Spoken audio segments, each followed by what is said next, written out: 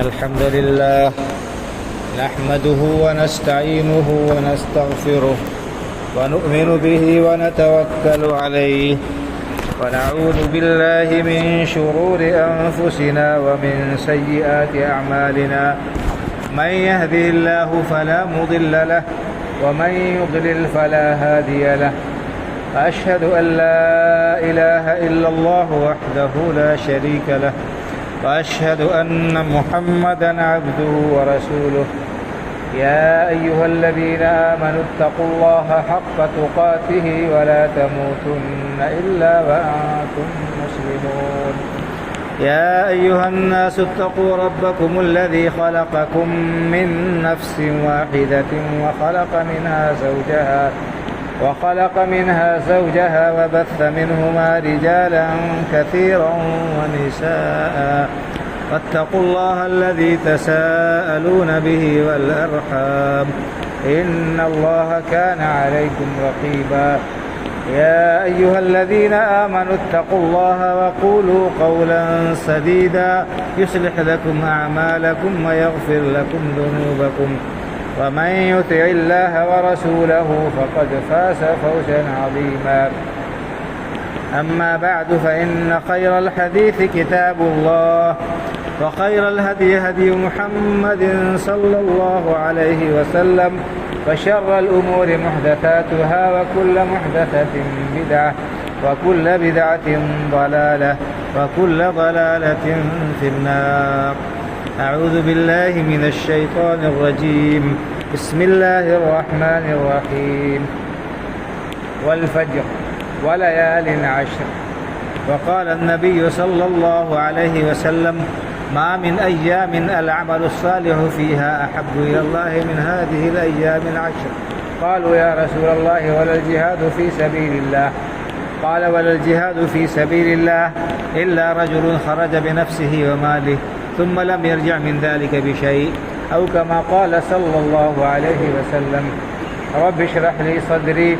ويسر لي أمري واحلل عقدة من لساني يفقه قولي سبحانك لا علم لنا إلا ما علمتنا إنك أنت العليم الحكيم. اللہ رب العالمین کی حمد و ثنا اور رسول اکرم صلی اللہ علیہ وسلم پر بے شمار صلاۃ و سلام کے بعد معزز حاضرین جمعہ، دینی و ملی بھائیوں اور بزرگوں، ہم اس وقت سال کے سب سے افضل اور سب سے بہترین دنوں سے گزر رہے ہیں۔ یہ دن اللہ رب العالمین نے ہمیں عطا کیے ہیں تاکہ ہم ان دنوں میں زیادہ سے زیادہ اللہ رب العالمین کی عبادت کر کے، اللہ کا ذکر کر کے، اپنے لیے زیادہ سے زیادہ زاد آخرت اور اپنے اعمال نامے میں زیادہ سے زیادہ نیکیاں جمع کریں۔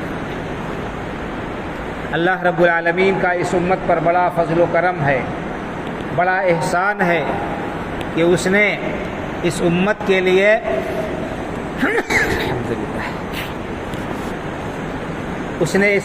لیے ایسے دن رکھے ہیں جن میں انسان عبادت کرتا ہے تو اسے بہت زیادہ اجر و ثواب ملتا ہے۔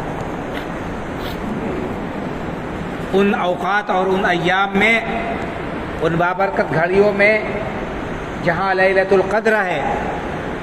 جس میں عبادت کا ثواب 1000 مہینوں سے بڑھ کر ہے، اسی طرح سے اللہ رب العالمین نے ذی الحجہ کے یہ 10 دن رکھے ہیں۔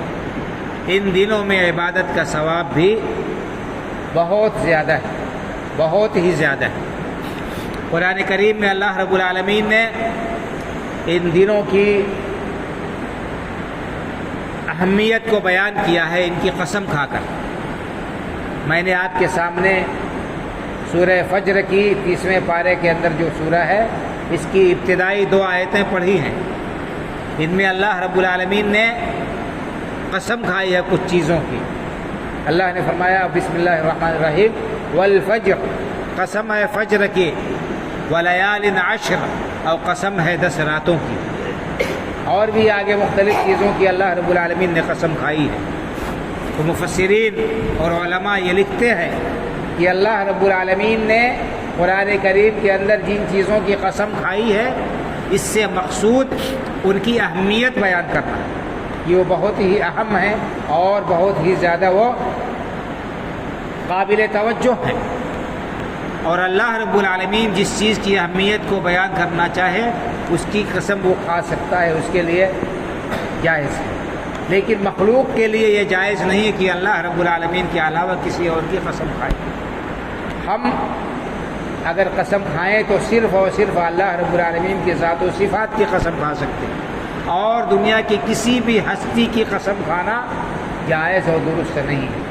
نہ رسول کی، نہ پیغمبر کی، نہ ولی کی، نہ بزرگ کی، نہ خانہ کعبہ کی، کسی چیز کی قسم کھانا درست نہیں۔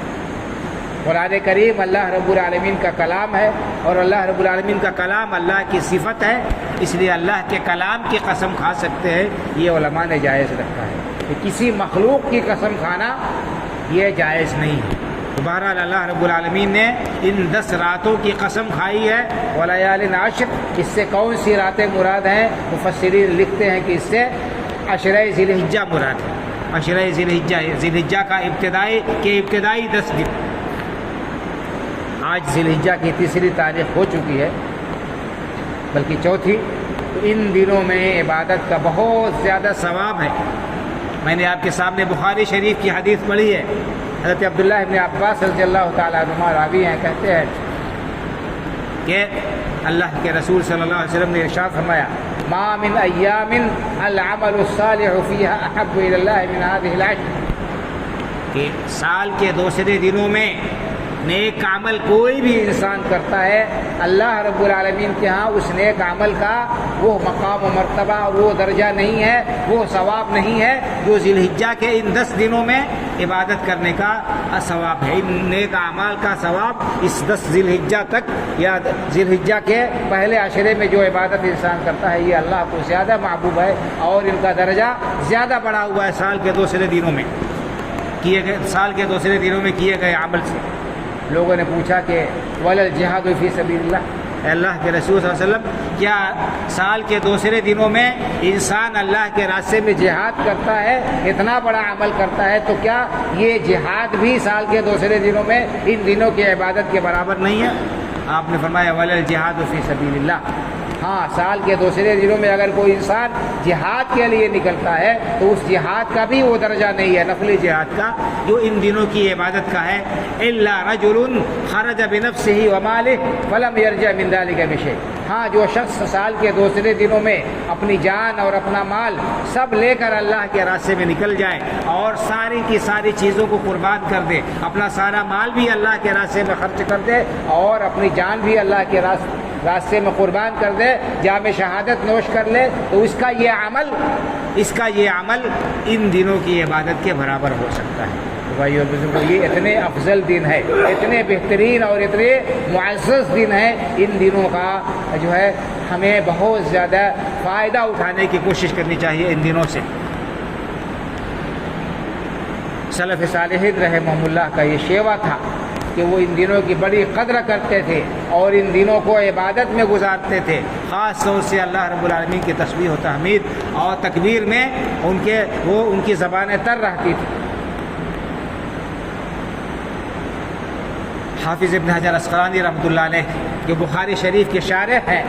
انہوں نے لکھا ہے کہ ان دنوں کی فضیلت کا سبب کیا ہے، یہ دن اتنے زیادہ محبوب اور ان دنوں کی عبادت کا ثواب اتنا بڑھا ہوا کیوں ہے؟ کہا کہ شاید اس کا سبب یہ ہے کہ ان دنوں میں عبادت کی اتنی قسمیں پائی جاتی ہیں کہ جو سال کے کسی دوسرے دن میں نہیں پائی جا سکتی، یعنی سال کے دوسرے دنوں میں انسان نفلی نماز پڑھ سکتا ہے، نفلی روزے رکھ سکتا ہے، نفلی صدقہ و خیرات کر سکتا ہے،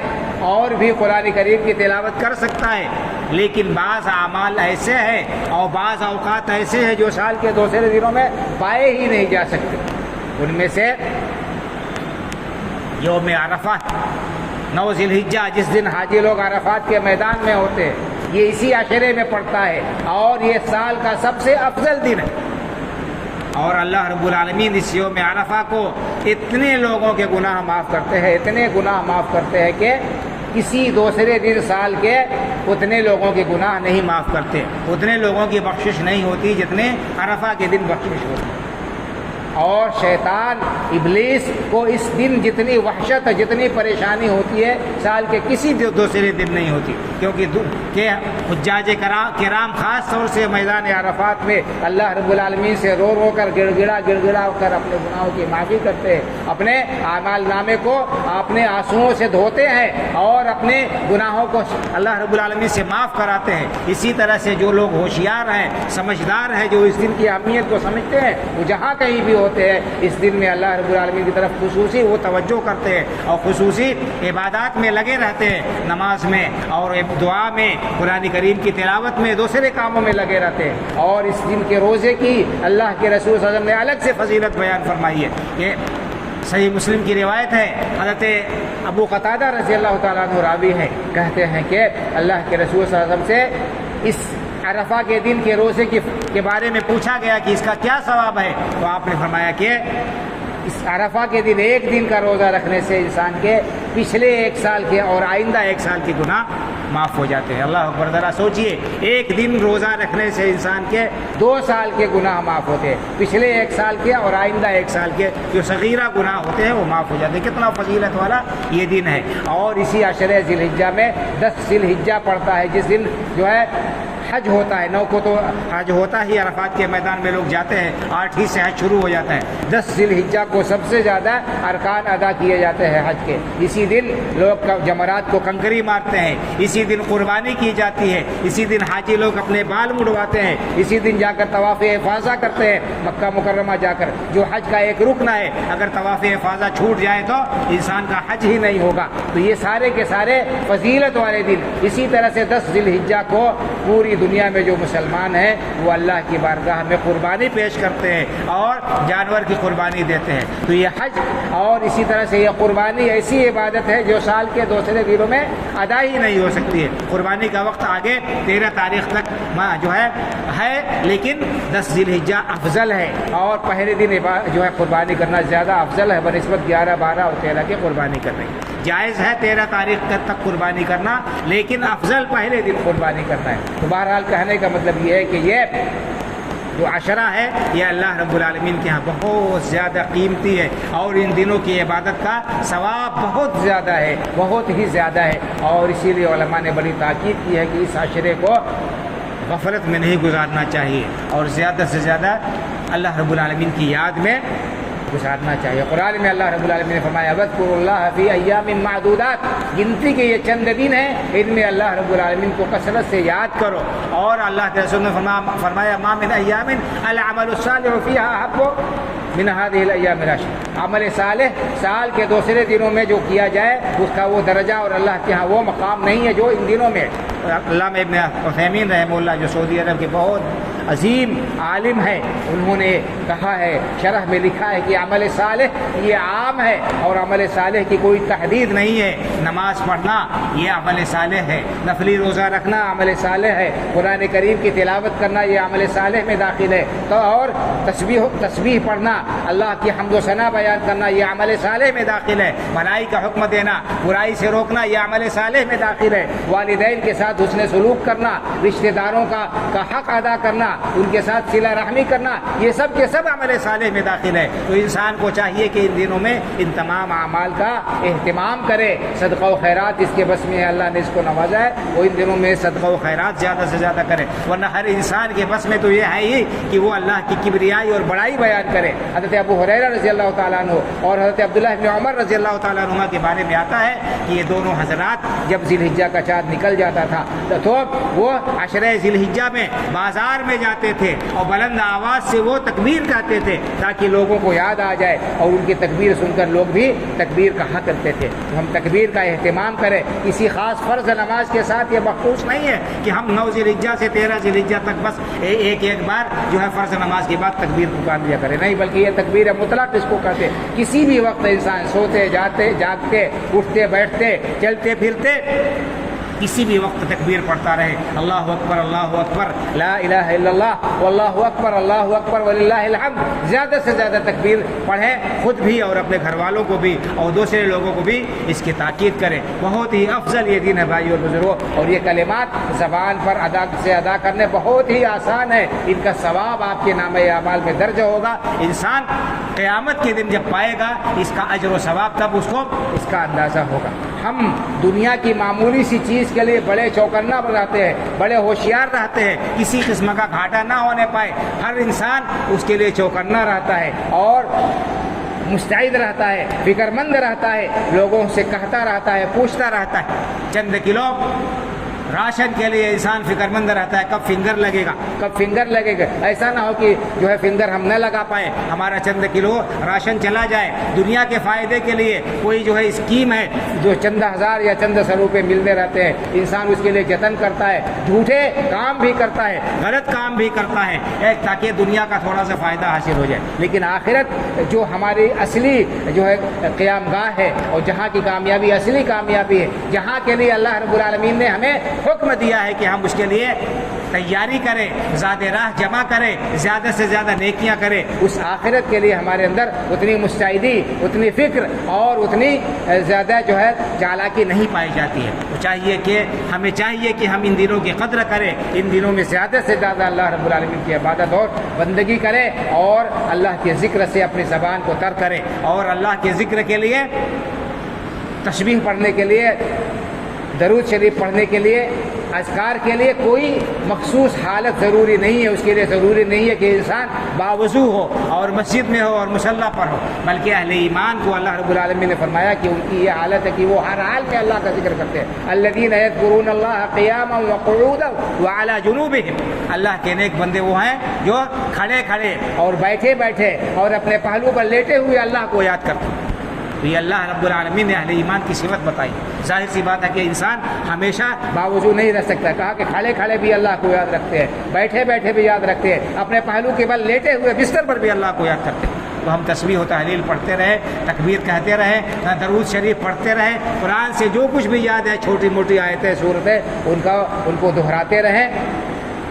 یہ سب آپ کے اعمال نامے میں درج ہوں گے اور کل قیامت کے دن کام آئیں گے، اور یہی باقیات صالحات ہیں۔ اللہ رب العالمین نے فرمایا المال والبنون زینۃ الحیات الدنیا والباقیات الصالحات خیر عند ربک ثوابا وخیر عملا۔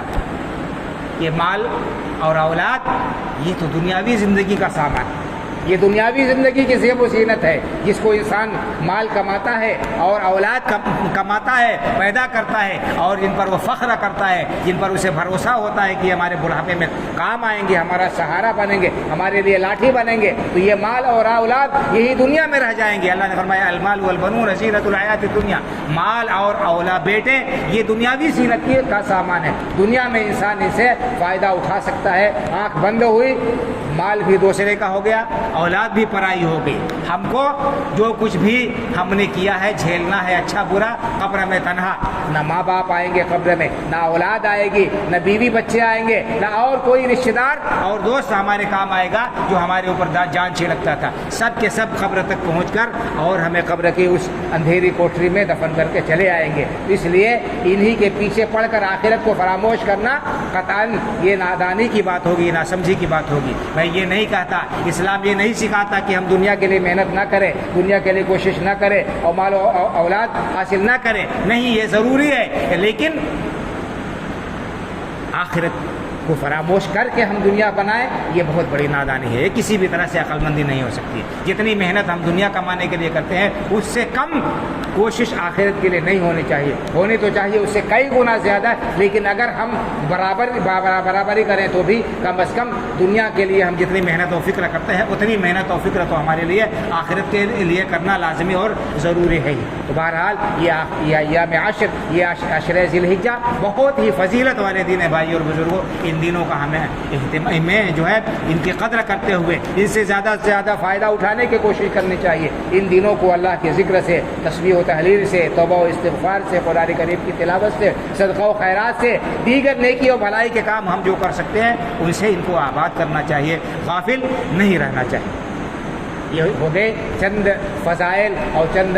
باتیں اس عشرہ ذی الحجہ کے تعلق سے۔ اس کے بعد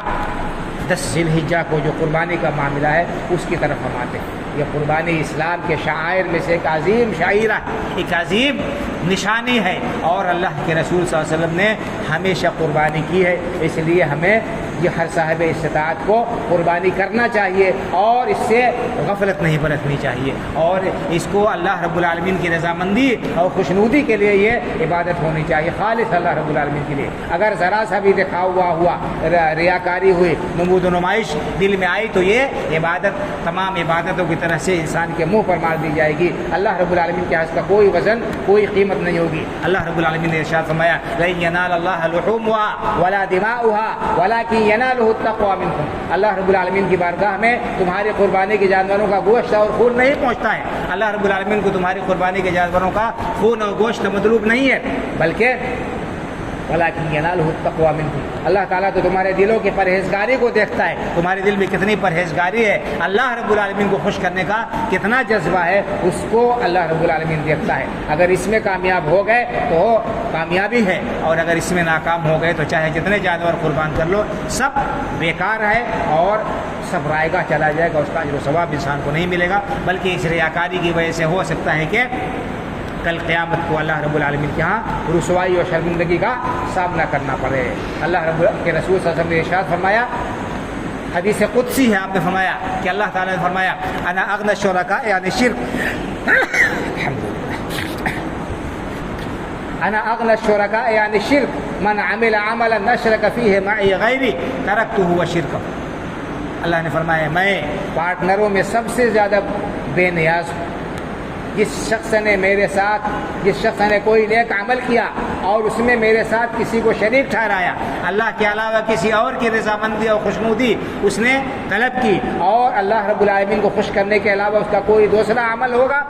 دوسرا مقصد ہوگا، دوسری نیت ہوگی، اللہ تعالیٰ فرماتے ہیں ترکتہ وشرکہ، میں اس کو چھوڑ دوں گا، اس عمل کو اور اس کے اس شرک کو میں چھوڑ دوں گا، میں اس سے بے نیاز ہوں، مجھ کو اس شرک اور ملاوٹ گوارا نہیں ہے۔ اللہ رب العالمین کی عبادت میں ملاوٹ اس کو گوارا نہیں ہے، اللہ رب العالمین صرف پاک ہے، پاکیزہ چیزوں کو ہی اللہ رب العالمین قبول کرتا ہے۔ تو یہ ہمیں چاہیے کہ ہم جو کچھ بھی قربانی پیش کریں اللہ کی بارگاہ میں اللہ کی خوشنودی حاصل کرنے کے لیے ہم پیش کریں، اور اس میں کوئی دوسرا مقصد حاصل نہ ہو، اور انسان کے لیے چاہیے کہ وہ بہتر سے بہتر اور اچھا سے اچھا جانور جو اس کے بس میں ہو وہ خریدے یا اس کو پال کر اللہ کی راہ میں قربان کرے۔ اللہ کے رسول صلی اللہ علیہ وسلم کے بارے میں آتا ہے کہ آپ بہت ہی خوبصورت اور تندرست جانوروں کی بکروں کی قربانی کیا کرتے تھے۔ کئی احادیث میں آتا ہے کہ اللہ کے رسول نے قربانی کی تو بدھیا جانور کی بھی آپ نے قربانی کی، فحیل، اور اسی طرح سے بغیر بدھی جانور کی بھی قربانی آپ نے کی ہے۔ تو جو ہے دونوں طرح کے جانور کی قربانی جائز ہے۔ بدھیا کی قربانی میں کسی قسم کے خصی کی قربانی میں کسی قسم کی کوئی کراہت نہیں ہے۔ جو لوگ جو ہے اس کے قائل ہیں اور کہتے ہیں کہ جو ہے یہ خصی کی قربانی جائز نہیں ہے، ان کا یہ کہنا صحیح نہیں ہے۔ اللہ کے رسول نے خود جو ہے قربانی کی خصی کیے ہوئے جانور کی قربانی کی، اور اسی طرح سے اگر استطاعت ہو تو ایک سے زیادہ قربانی بھی انسان کر سکتا ہے، لیکن شرط یہی ہے کہ اللہ رب العالمین کی رضامندی اور خوشنودی حاصل کرنا مقصود ہو۔ اللہ کے رسول صلی اللہ علیہ وسلم نے جو حج کیا حجۃ الوداع میں آپ نے اپنی طرف سے 100 اونٹ قربان کیے تھے، 100 اونٹ کی قربانی اللہ کے رسول صلی اللہ علیہ وسلم نے حجۃ الوداع کے موقع پر دی تھی۔ تو اگر انسان کے بس میں ہے تو وہ ایک سے زیادہ قربانی کر سکتا ہے اپنی طرف سے، اپنے اہل خانہ کی طرف سے، تو وہ کر سکتا ہے، اس میں کوئی قباحت ممانعت نہیں ہے۔ اور اسی طرح سے قربانی کے گوشت کا جو معاملہ ہے، اگر کوئی یہ سمجھتا ہے کہ 3 برابر حصے کرنے ضروری ہیں تو یہ فہم صحیح نہیں ہے، بلکہ اللہ تعالیٰ نے حکم دیا کہ کھاؤ بھی اور رکھو بھی اور ضرورت مندوں کو دو، تو جیسی ضرورت ہو اس کے اعتبار سے انسان کام کر سکتا ہے۔ اگر اس کے افراد خانہ زیادہ ہے، ضرورت زیادہ ہے، تو وہ زیادہ گوشت رکھ سکتا ہے، اور لیکن کچھ نہ کچھ صدقہ کرے، ضرورت مندوں کو دے اور رشتہ داروں کو دے، کچھ بچا کر رکھ سکتا ہے، کوئی حرج نہیں ہے۔ 3 حصے برابر برابر کرنا یہ کوئی ضروری نہیں ہے۔ اگر آپ کے پاس میں زیادہ افراد نہیں ہے اور زیادہ گوشت آپ دوسروں کو دینا چاہیں تو یہ دے سکتے ہیں، اس میں کوئی قباحت نہیں ہے۔ اللہ کے رسول صلی اللہ علیہ وسلم نے جو قربانی کی تھی 100 اونٹ کی، 63 اونٹ آپ نے اپنے ہاتھ سے ذبح کیے تھے۔ آپ نے حکم دیا تھا ہر قربانی سے تھوڑا تھوڑا گوشت لے کر ایک ہانڈی میں ڈالا گیا، آپ نے اسے کھایا۔ ظاہر سی بات ہے 63 اونٹ جو ہے آپ اس کا 1/3 نہیں رکھ سکتے، نہیں استعمال کر سکتے تھے، آپ نے تقسیم کر دیا، تھوڑا تھوڑا آپ نے چکھ لیا۔ تو کوئی ضروری نہیں ہے کہ انسان برابر برابر 3 حصے کرے۔ ہاں یہ ہونا چاہیے کہ ضرورت مندوں کو بھی دیا جائے، ایسا نہیں ہونا چاہیے کہ انسان ذبح کرے اور جو ہے سارا گوشت خود اپنے پاس میں اسٹور کر کے رکھ لے، بڑا سا فریزر خرید لیا اور سال بھر کے لیے اس میں اسٹور کر لیا، یہ مناسب نہیں ہے۔ بلکہ اپنے ساتھ اپنے غریبوں اور ضرورت مند لوگوں کا بھی انسان خیال رکھے۔ 1 سال مدینے میں قحط سالی پڑ گئی تھی اور باہر سے ضرورت مند آ گئے تھے تو اللہ کے رسول صلی اللہ علیہ وسلم نے اس سال منع کر دیا تھا کہ کوئی آدمی 3 دن سے زیادہ قربانی کا گوشت اپنے گھر میں نہ رکھے۔ مقصد یہ تھا کہ جو ضرورت مند ہیں ان کی ضروریات پوری ہوں، ایسا نہ ہو کہ لوگ اپنے پاس میں اسٹور رکھے رہیں اور دوسرے لوگ ضرورت مند ہیں، جو فاقہ کش ہے، جو محنت کش ہے، وہ محروم رہ جائے۔ تو بہرحال اس کے بعد اگلے سال اللہ کے رسول نے اجازت دی کہ کلوا وادخروا واطعموا، کھاؤ بھی، کھلاؤ بھی اور بچا کر رکھ بھی سکتے ہو۔ تو یہ جو ہے یہ حکم ہے، اس پر ہمیں عمل کرنا چاہیے۔ اسی طرح سے قربانی کے جانور میں جو ظاہری عیب ہیں ان سے ان کو پاک صاف ہونا چاہیے، کان کٹا ہوا نہیں ہونا چاہیے، سینگ ٹوٹی ہوئی نہیں ہونی چاہیے، اندھا نہیں ہونا چاہیے، لنگڑا نہیں ہونا چاہیے، اتنا زیادہ کمزور نہ ہو کہ خود سے وہ منہر تک نہ جا سکتا ہو، اس کو گھسیٹ کر دھکا دے کر لے جانا پڑے، بلکہ جو کچھ جانور انسان پیش کرے وہ اللہ کے راستے میں خوش دلی سے اچھے سے اچھا اور بہتر سے بہتر جانور اپنے جو ہے استطاعت کے مطابق پیش کرے۔ اسی طرح سے ایک مسئلہ آتا ہے قربانی ہی کے تعلق سے کہ انسان جو ہے ایک بکرا یا ایک بکری کرتا ہے تو اپنے پورے گھر والوں کو اس میں شامل کر سکتا ہے، پورے گھر والوں کو شامل کر سکتا ہے۔ اللہ کے رسول صلی اللہ علیہ وسلم نے جو بکرا ذبح کیا تھا اس میں آپ نے کہا تھا اللہم ان محمد و اہل بیتہ، اللہ کے رسول صلی اللہ علیہ وسلم نے اس میں شامل کیا اپنے آپ کو اور اپنے گھر والوں کو بھی، اور ایک بکرے میں آپ نے کہا ان محمد و امتہ، کہ محمد صلی اللہ علیہ وسلم کی طرف سے اور آپ کی امت کی طرف سے۔ تو چھوٹا جانور جو ہے بکرا بکری اس میں ایک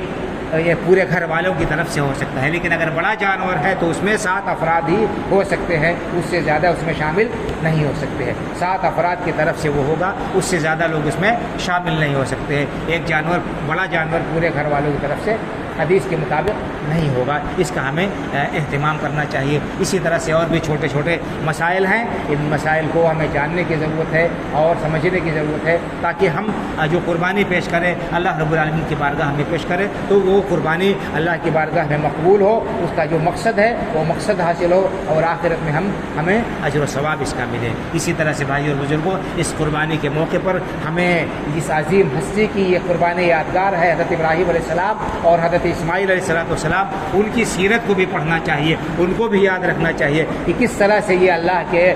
مخلص بندے تھے جو اللہ رب العالمین کے ہر فرمان پر بلا چون و چرا عمل پیرا ہونے کے لیے آمادہ و تیار رہتے تھے، اور اللہ رب العالمین نے ان کو ہمارے لیے اسوہ اور نمونہ بنایا ہے۔ ان کی سیرت کو اللہ رب العالمین نے قرآن کریم میں جگہ جگہ بیان کیا ہے اور حکم دیا ہے کہ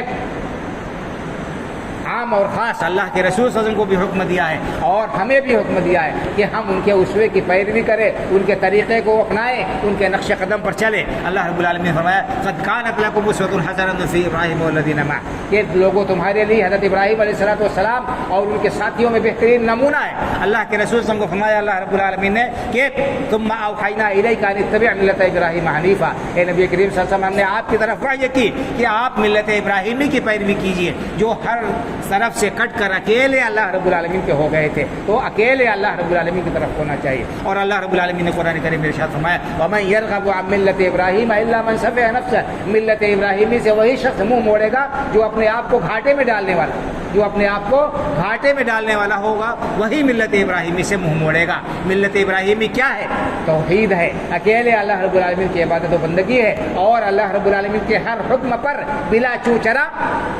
سر جھکا دینا ہے، آمنا و صدقنا کہنا ہے۔ ایسا نہیں کہ جہاں ہماری مرضی ہو، جہاں ہمارا فائدہ ہو وہاں ہم دین کو مانیں اور شریعت کے حکم پر عمل کریں، جہاں ہمارا نقصان ہوتا ہے جس شریعت کو اٹھا کر طاق پر رکھ دیں، پھر ہم جائیں گے کورٹ میں، ہم جائیں گے کچہری میں، ہم جائیں گے فلاں جگہ فلاں لوگوں سے پنچایت کرنے۔ اگر کوئی شخص ایسا کرتا ہے تو اس کا ایمان صحیح نہیں ہے۔ جو مطلب کے لیے قرآن اور حدیث کو مانتا ہے، جو صرف اپنے ذاتی فائدے کے لیے شریعت پر عمل کرتا ہے، اور جہاں اس کا نقصان ہوتا ہے، جہاں شریعت سے اس کا مفاد ٹکراتا ہے، وہ شخص شریعت کو اگر طاق پر رکھ دیتا ہے، ایسا شخص اس کا ایمان صحیح ہرگز نہیں ہے، چاہے جتنا بڑا اپنے آپ کو مسلمان کہے، چاہے جتنا بڑا اپنے آپ کو اہل حدیث کہے، چاہے جو کہے۔ اسلام یہ ہے کہ انسان اللہ کے حکم کے سامنے سر تسلیم خم کر دے، آمنا و صدقنا کہہ دے۔ اللہ رب العالمین نے حضرت ابراہیم علیہ السلام کے بارے میں یہی فرمایا کہ اذ قال له ربه اسلم قال اسلمت لرب العالمین۔ اللہ رب العالمین نے ابراہیم علیہ السلام سے کہا کہ ابراہیم ہمارے حکم کے سامنے سر جھکا دو، اللہ کا حکم دیا ہوا، ابراہیم نے کہا اسلمت لرب العالمین، اے پروردگار میں نے سب کچھ اپنے خواہشات کو قربان کر دیا، اللہ رب العالمین کے سامنے میں نے اپنا سر جھکا دیا۔ یہ جذبہ ہونا چاہیے، یہ ہمارے دل کے اندر جذبہ ہونا چاہیے۔ اس طرح سے اگر ہم عمل کریں گے تو ہم سچے پکے مسلمان ہوں گے، اپنے آپ کو مسلمان کہلانے کے مستحق ہوں گے، اور ورنہ صرف زبانی دعویٰ کرنے سے ہمارا یہ دعویٰ اللہ رب العالمین کے ہاں مقبول نہیں ہو سکتا ہے۔ اللہ رب العالمین سے دعا ہے کہ اللہ تعالی ہمیں ان باتوں کو سمجھنے کی توفیق عطا فرمائے، اللہ تعالی ہمیں سچا اور پکا مسلمان بنائے، ہماری نیتوں کو اللہ تعالی درست کرے اور اپنی مرضیات پر چلاتا رہے۔ اللہ رب العالمین اسلام پر زندہ رکھے، ایمان پر ہمارا خاتمہ ہو، آمین۔ اقول قولی ھذا واستغفر اللہ لی ولکم ولسائر المسلمین فاستغفروہ من کل ذنب انہ ھو الغفور الرحیم۔